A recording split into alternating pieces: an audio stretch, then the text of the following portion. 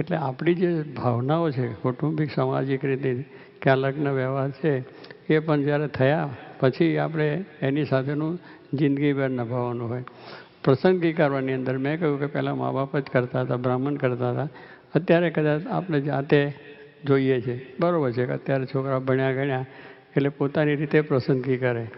પોતાની રીતે પસંદગી કરે એમાં બહુ વાંધો નથી, પણ છતાં મા બાપ છે એટલું તો ધ્યાનમાં રાખવું જોઈએ કે તમે બારોબાર જે થાય છે કે પહેલાં પોતાની માટે અભ્યાસ સ્કૂલ કોલેજમાં કરતા હોય ત્યાંથી જ તમે એકબીજાના સંબંધમાં આવી જાઓ. ફ્રેન્ડશીપ કરવાની વાત, એમાં ફ્રેન્ડશીપની અંદર કોલેજમાંથી ભણતા જ ફ્રેન્ડશીપ કરી લો એ બરાબર નથી.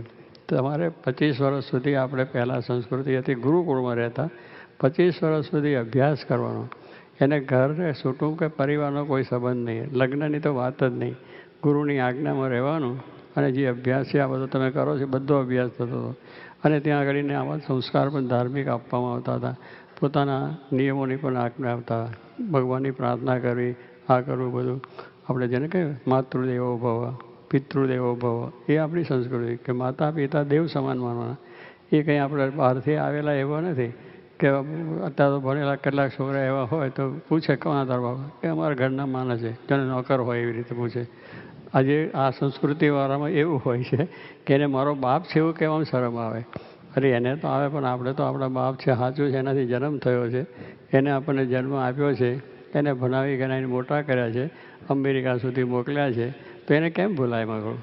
જેને આપણા ઉપર કેટલું ઋણ છે, જેમ ભગવાનનું ઋણ છે એમ ભગવાનને ભૂલાય નહીં. સંતનું ઋણ છે કે જેને લઈને આપણે સંસ્કાર મળ્યા છે, એમ માતા પિતાના પણ સંસ્કાર છે આપણને. એ આપણને મળ્યા છે તો એનું ઋણ છે આપણા ઉપર કે એને આપણે મોટા કર્યા સાચવવા જોઈએ. નાની ઉંમરમાં આપણે માના ખોરાની અંદર કૂદતા હતા, ઝાડા કર્યા, પેશાબ કર્યા, ખાવાનું બીજું ત્રીજું એને બધું એટલે આપણે નવડાયા ધોવડાયા સાફ કર્યા અને ખાવાનું માટે ચિંતા કરીને ખવડાવ્યું પીવડાવ્યું. પૈસા નહોતા તો પણ ભણાયા, જે મહેનત કરી પુરુષાર્થ કરીને અને પછી ભણી કરીને આપણે અહીંયા આવ્યા.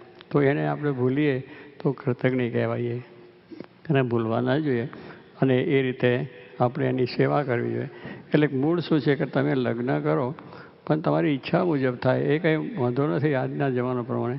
જોકે આજ તો મા બાપમાં વિશ્વાસ નથી એટલે પછી થાય, પણ છતાં કરો તો તમારે એ પ્રસંગી કરવાની અંદર બહુ ઉતાવળ નહીં કરવી જોઈએ. તમને વિચાર એકબીજાને થયો હોય તો તમારા મા બાપને તમે પૂછો, છોકરી મા બાપને પૂછે, છોકરો છોકરાના મા બાપને પૂછે. એ બેની જરા સંમતિ લો અને ના થાય તો એને કન્વિન્સ કરવા પ્રયત્ન કરો.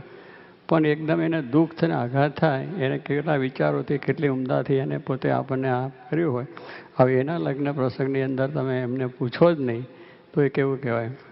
એ આપણે માટે સારું, આપણી સંસ્કૃતિ પ્રમાણે સારું ન કહેવાય. એને જણાવવું જ જોઈએ. તમે સ્પષ્ટ કરો, શું છાનું છાનું કરો. પછી કર્યા પછી તમે બંધનમાં આવી જાઓ છો કે ચાલો આપણે બે લગ્ન કરીશું, મારે તારા વગર બીજાને પૈણું નથી. પેલા છોકરી કહે મારે તારા વગરના પૈણું નથી. હવે તમે બારોબાર કરી લીધું એ પછી તમારો સમાજ શું કહે? સમાજને જ કેવું કહેવું જોઈએ, તમારા મા બાપને કુટુંબને શું થાય? એ બંધન ના કરવું. કરો, વાતચીત કરો અને પછી કંઈક મા બાપને પૂછીએ અને એ એગ્રી થાય તો પછી આગળ વધો. પણ આ તો એને પૂછ્યા સિવાય આગળ વધી જવાનું, એને જરાય વાત કર્યા સિવાય. એટલે તમારી ફરજ છે કે તમારું કુટુંબ તમારા મા બાપ છે એની તો સલાહ તો લેવી જોઈએ. આપણા વડીલો છે, આપણા એ છે તો એની એટલે કહેવાનું શું છે કે આપણે આ એક સંસ્કૃતિ સાચવવી જોઈએ. તમે લગ્ન કરતાં પહેલાં આપણો વિક્ષેપ તો છે જ અને આવે છે, છતાં પણ જો આટલું કર્યું હોય તો અત્યારે મા બાપને પછી કેટલું મુશ્કેલી થાય. તમે જાણો છો ઘણા છોકરા કુટુંબની અંદર એ મા બાપથી જુદા પડી જવું પડે, મા બાપથી સંબંધ જ તૂટી જાય છે આખો આ લગ્ન પ્રસંગને લઈને. છોકરીનું હું આને જ પહેરવાનો છું, મા બાપને દુઃખ થાય કે બીજું તારે એ કરવું મારે કંઈ જરૂર નહીં. છોકરીને પણ એવું કરતો હોય તો મા બાપથી છૂટવું પડી જાય. એટલે શું એ ક્લેશમય વાતાવરણ થાય. હવે ક્લેશમાં તમે બે ભેગા થયા હોય પછી તમારે પણ ક્લેશ થાય ને. જરા બોલાબોલી થઈ કે જા તું તારે ઘરે.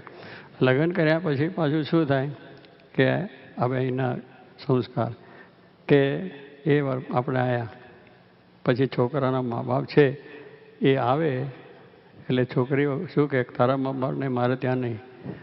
હવે તમે છોકરા છોકરી બે જણા તમારા મા બાપથી ઉત્પન્ન થયેલા છે, એને લઈને તમે ભેગા થયા છે અને એક મારે ત્યાં તારા મા બાપ નહીં અને છોકરો કહે તારા મા બાપ મારે ત્યાં નહીં. હવે એ સંસ્કૃતિ જ આપણી. તારા મા બાપ કહે ને પાલો, તમને મોટા કર્યા છે તો તમે પાલવો એમને. અને છોકરા છોકરી ભેગા થયા પછી છોકરાના મા બાપે છોકરીના મા બાપ અને છોકરીના મા બાપ એટલે છોકરાના મા બાપ, આ સંબંધ જોડાઈ ગયો. પછી એને તો કાળો મારે ત્યાં નહીં, એ આપણી સંસ્કૃતિ નથી. એટલે આ સંસ્કાર આપણે સાચવવા જોઈએ કે મા બાપ આયા, વડીલ છે, ગયડા છે, વૃદ્ધ છે, ગયડપણ એમના સ્વભાવ પણ વિચિત્ર થોડા હોય છે, એ પણ એક મુશ્કેલી છે. પણ છતાંય આપણે જેટલું બને એટલું એ લોકોને માટે તિરસ્કાર ભાવના છોકરીએ પણ ના હોવી જોઈએ, છોકરાવાળાએ પણ ના હોવી જોઈએ કે આવે તેનો સત્કાર થાય, રાખવું, કરવું, બીજું ત્રીજું. એટલે આ પણ પ્રશ્નો થાય છે. એટલે લગ્ન કરવાની અંદર આપણે કંઈ ના નથી, પણ તમે કરતાં પહેલાં બહુ વિચાર કરીને માતા પિતાને રજા લઈ અને પછી આગળ. બીજું કે પ્રસંગીની અંદર પછી અહીંનું પ્રસંગ કરી નાખે, એ પણ આપણે વિચાર કરીએ કે ભાઈ મા બાપને આ સંસ્કૃતિ ગમે નહીં. અને આપણે સત્સંગ સમાજની દ્રષ્ટિએ, આપણે ધર્મની દ્રષ્ટિએ પણ તમે જુઓ કે ધર્મ, આપણો ધર્મ જુદો છે, હિન્દુ સંસ્કૃતિ આપણી છે અને એ આપણો ધર્મ છે. એ આપણને આ રીતે કહેતો જ નથી કે આપણે એકથી બીજાની અંદર તમે તમારો જે સમાજ છે, અગર તો જે રીતે આ સમાજને આપણે અનુકૂળતા એકબીજાની હોય તો કરવું જોઈએ. આજે લોકો પોતાની સંસ્કૃતિ સાચવવા માટે આવા જૂ લોકો છે એ હજુ પોતે પોતાની રિચ્યુઅલ બધા સાચવે છે, હજુ પણ સાચવે છે લોકો, અને એના ધર્મને પણ પૂરી રીતે સાચવે છે. અને પોતાની આ પ્રમાણે બીજી સંસ્કૃતિ આવી ના જાય તો લગ્નમાં પણ એ લોકો વિચાર રાખે છે કે ભાઈ આપણી સંસ્કૃતિ જેમાં હોય એમાંથી જ લગ્ન કરવા, એ રીતે જ આપણે ચાલવું, એવી દૃઢતા સાથે હજુ ઘણો સમાજ એવો હોય છે. તો આપણે પણ એ છે કે ભાઈ આપણા ગુજરાતના હોય તો ગુજરાતના, જે હિન્દી સમાજ તો હિન્દી સમાજના, પણ એ માટેનો થોડું રાખવું. કારણ એને લઈને શું થાય કે આપણે આપણા સમાજમાં, ત્યાંના સમાજમાં કર્યા હોય તો એ સમાજને પણ તમે જેમ આવ્યા છો તો એ સમાજની અંદર એમના છોકરીના મા બાપે કે છોકરો બને છોકરાના મા બાપે તો એ પણ સેવા થઈ ને આપણી, કે પણ અહીંયા આવીને રહે તમારી સાથે, તમારા વિચારો એમના વિચારો એક મળે, એક શેરું થઈ જાય. તો એ પણ છે કે જેટલું બને એટલું આપણે આપણા સમાજ છે, ગુજરાત સમાજ છે, જેને કોઈ હિન્દીનો સમાજ હોય તો એ ત્યાંનો સમાજને પણ આપણે એક આપણે ત્યાં એકલા રહે અને દુઃખી થાય ને કંઈ થાય એના કરતાં અહીં આવે તો એ પણ એક સેવા છે. તો એ પણ આપણે કરવું જોઈએ. કદાચ ના આવી શકે તો પણ આપણે અહીંથી પણ એમને સારી રીતે સેવા કરી શકીએ, તેમની આપણે ખબર રાખી શકીએ, એ પણ હોવું જોઈએ. પણ એ તો કહેશે મારે લેવા દેવા નથી, કારણ કે છોકરો એના મા બાપની સેવા માટે પૈસા મોકલે તો છોકરીને દુઃખ થાય કે ત્યાં તમે કેમ પૈસા મોકલો, તો તું તારા મા બાપને મોકલે છે એનું શું થાય, પછી એને મા બાપને મોકલતી હોય અને અહીંયા આવે ત્યારે બીજાને વાંધો થાય. એટલે આ એક ભાવના છે કે મારા હગા જ નથી, મારા મા બાપ જ નથી, એવું થઈએ. હવે એનાથી છૂટા પડીએ આપણે, એ કેટલું બધું કહેવાય કે જેને આપણને જન્મ આપ્યો છે, જેને આપણને મોટા કર્યા છે, એ મા બાપને તો છેલ્લા શ્વાસ સુધી ભૂલવા જોઈએ નહીં. અને એ પ્રમાણે સેવા કરીએ. સર્વની વાત આપણે કરીએ છીએ કે એના મા બાપ વાંધણા થયા હતા તો એના મા બાપની સેવા કરી, ખભે બેસાડીને કરી. આપણી આ સંસ્કૃતિ એને આપણે બધાએ તાર કહેવાનું શું કે આ સંસ્કારો આપણે જરા મળે એને માટે લગ્ન કરતાં પહેલાં તમારે આ બધો વિચાર કરવાનો છે. અને એ વિચાર નથી થતો અહીંનો જે સ્વીકારવાથી પછી ઘરમાં ક્લેશ થાય છે. કારણ કે બે પતિ પત્નીને થાય, છોકરાના મા બાપમાં એ તો છોકરી ના પાડે એટલે અંદર ક્લેશ થયો જ, છોકરીના મા બાપને એ તો છોકરો ના પાડે તો બે ક્લેશ થયો જ.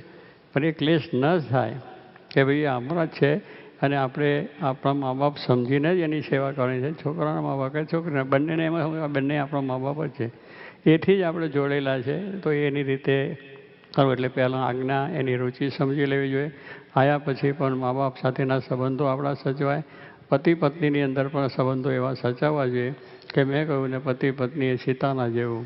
શ્રીજી મહારાજે શિક્ષાપત્રીમાં લખ્યું છે કે પોતાનો પતિ રોગી એ હોય તો પણ એની સેવા કરવી.